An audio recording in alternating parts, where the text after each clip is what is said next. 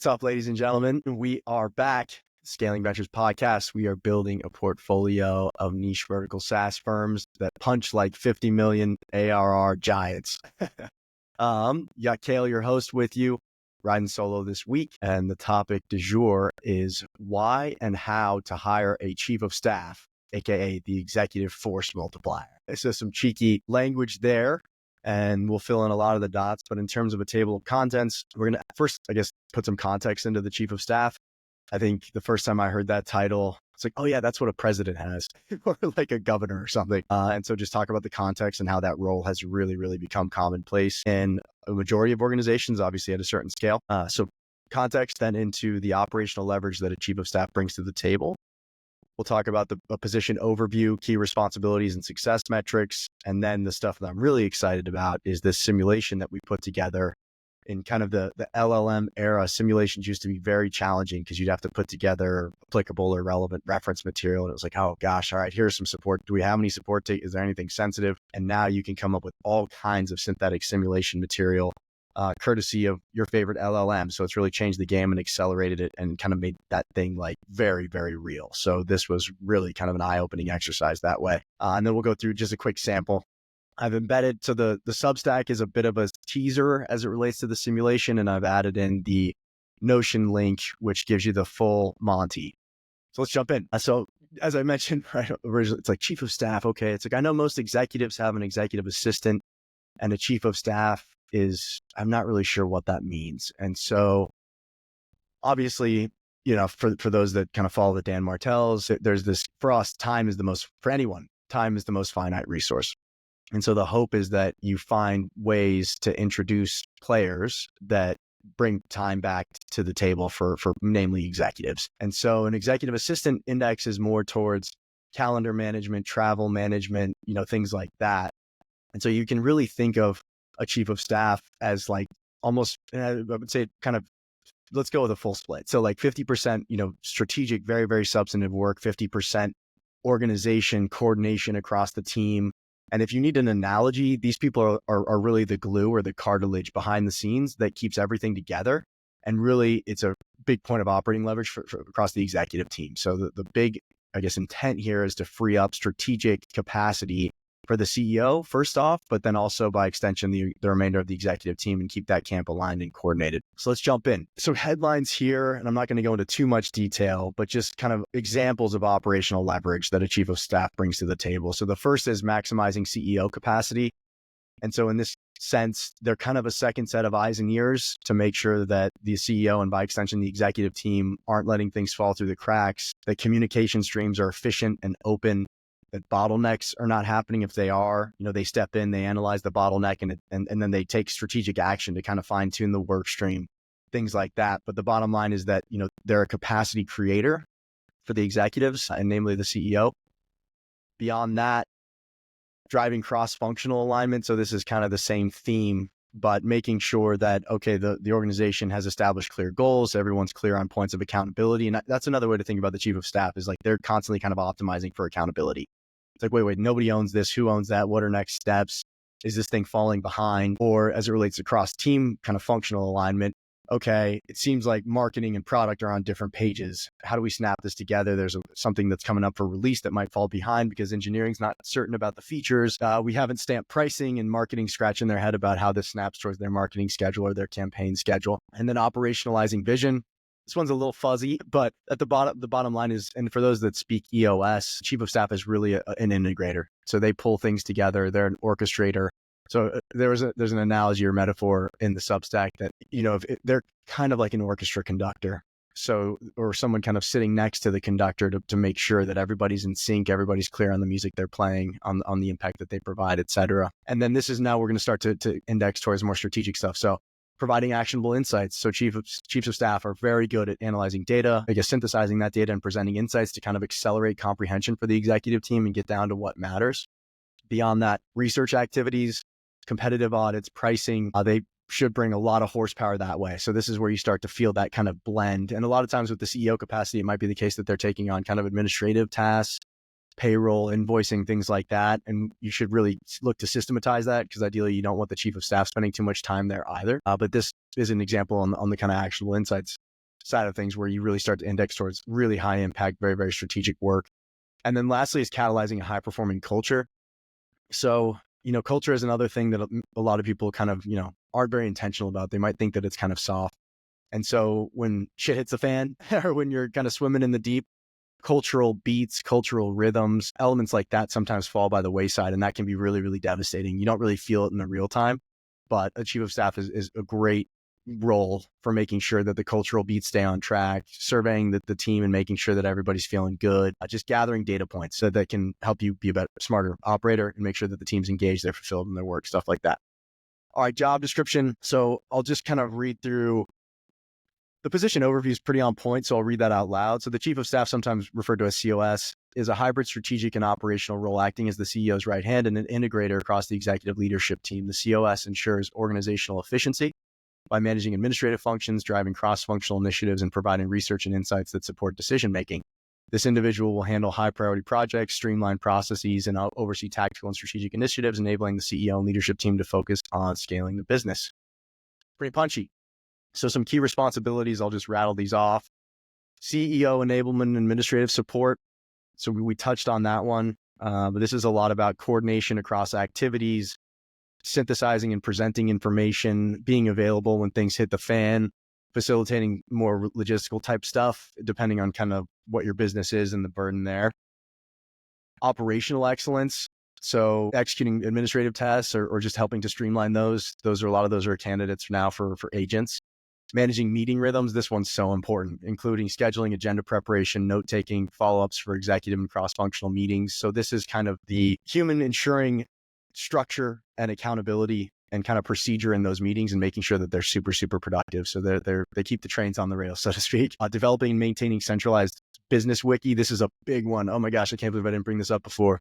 So they're kind of the knowledge manager at the end of the day. So more often than not, the chief of staff is accountable for centralizing tribal knowledge, institutional knowledge, domain knowledge, whatever. And some of the sharper people in business, I guess there's kind of an argument, but you're typically optimizing for accountability or optimizing for knowledge access and exchange or communication access and exchange. So that person is accountable there. And that is a huge point of leverage. So Notion's your best friend. You should have an internal company wiki that's simple, easy to navigate, and has everything anybody could ever need. Cross-functional leadership and team support. So just mentioned that one. And then research and strategic insights, we spoke about that. Some examples, kind of research driven is usually going to be about the industry competitor dynamics, ideal customer profiles, feedback loops that are in the business. They'll make sure that the feedback loops are rolling. So for instance, when a new logo, a new account gets done implementing, they'll, step in and can kind of support, auditing what the implementation process was like.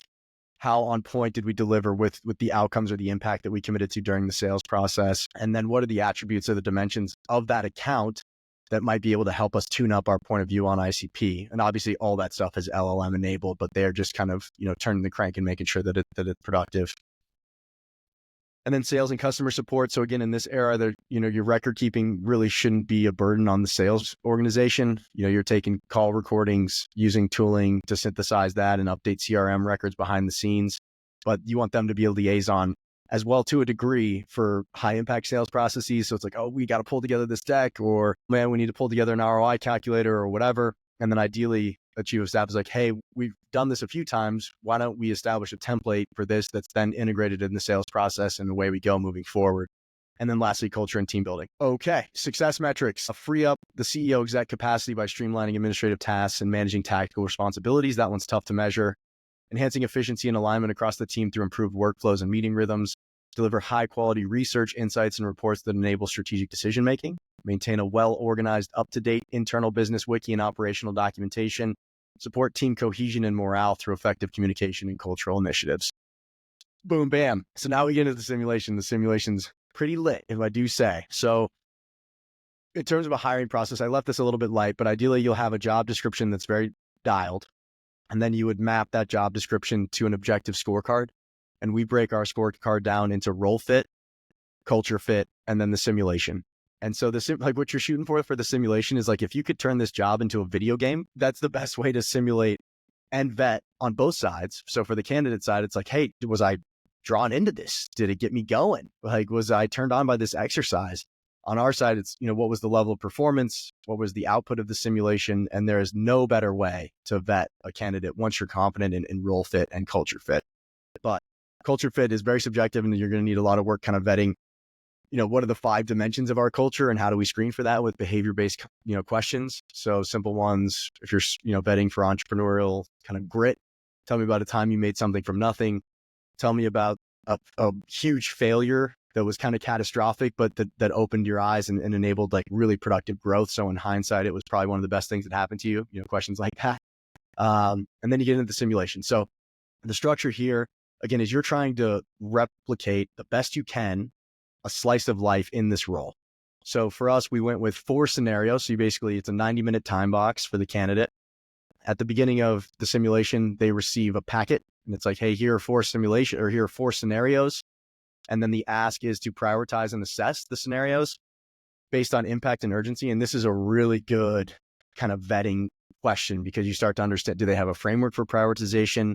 How do they think about impact versus urgency? How do they sequence that stuff?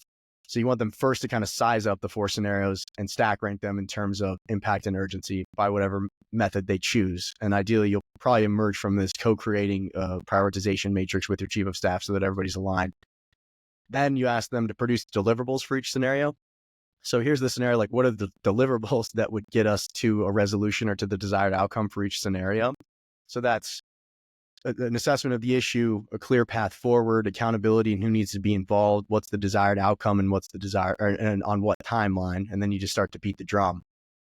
And then this is where it gets tricky, right? As Lincoln said, if I had more time, I would have written you a shorter letter. I would have wrote you a shorter letter. Simplicity is mastery, as we've said, and it's very, very hard to distill things down to their root. It's very easy to go on and on.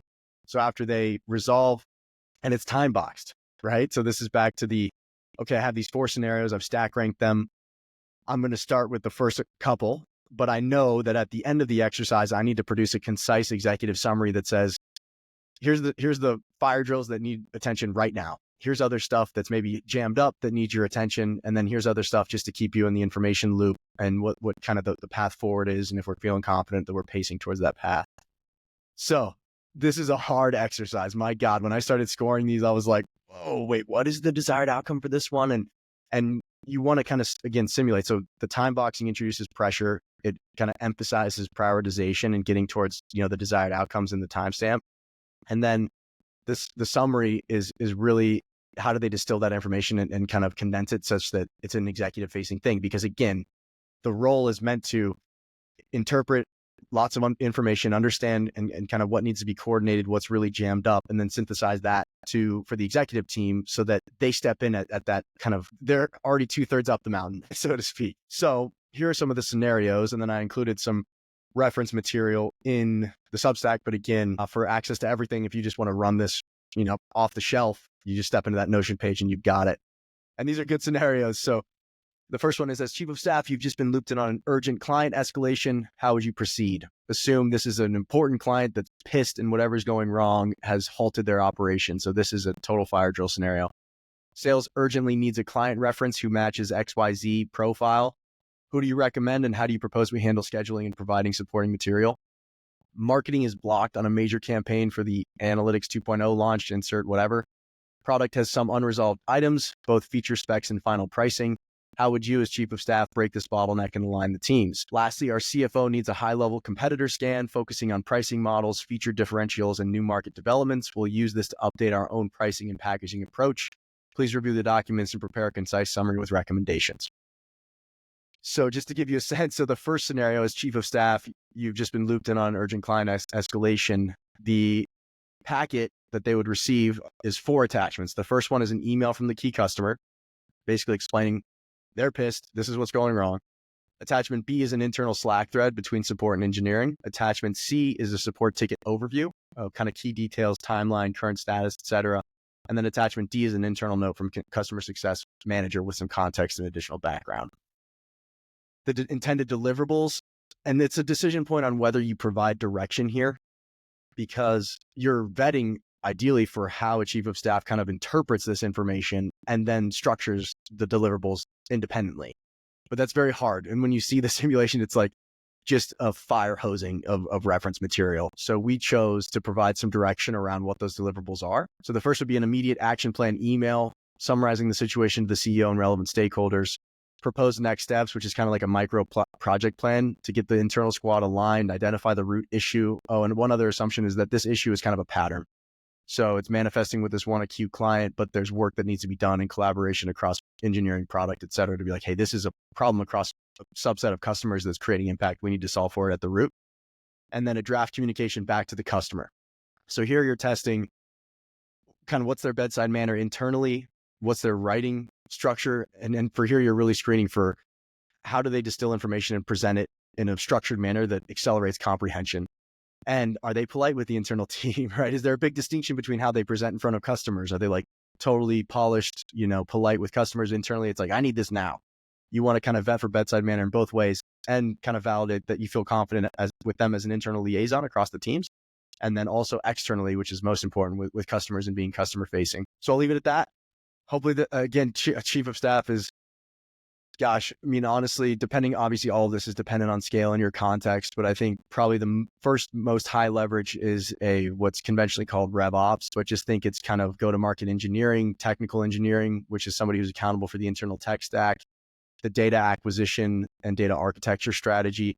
It's basically like, what are our internal systems, the technology spinal cord of the business? How does it work? How does it make us smarter over time? What are the feedback loops, et cetera? And then right after that is probably a chief of staff or a coordinator in some capacity, because ultimately you want to buy back as much time as you can for the executive team. So I'll leave it at that for the love of the game. And I'll leave with an ask. I never ask anything. Everyone's kind of telling me I should. If you're vibing this, if this is productive, if this is helpful, hit that subscribe button. That's the only signal I have that we're on the right track. As I mentioned, I got the annual wrap from Spotify and I was kind of blown away by the stats because I was like, shit, I think we only have like 10 subscribers. And it turns out that a lot of you listen to this weekly. Anyway, I'll stop there. So if you're vibing, subscribe, because that's how I know that we're on the right track. But I'll leave it at that. For the love of the game. Cheers.